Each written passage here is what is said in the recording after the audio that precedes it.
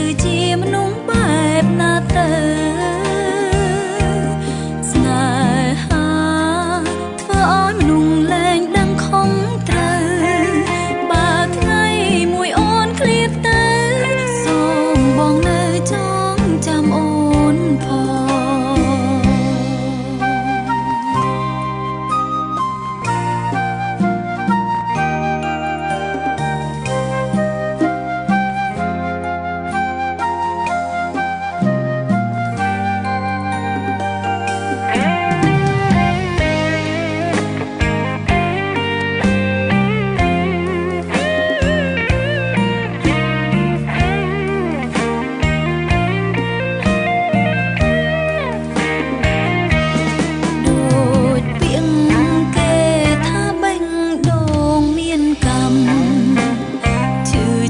ជាប្រចាំ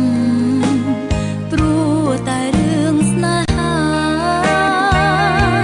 មនុស្សស្មងបែរជាអូនមិនត្រូវការស៊ូហូរទឹកនេត្រាស្រវាស្នេហាខុសផ្លូ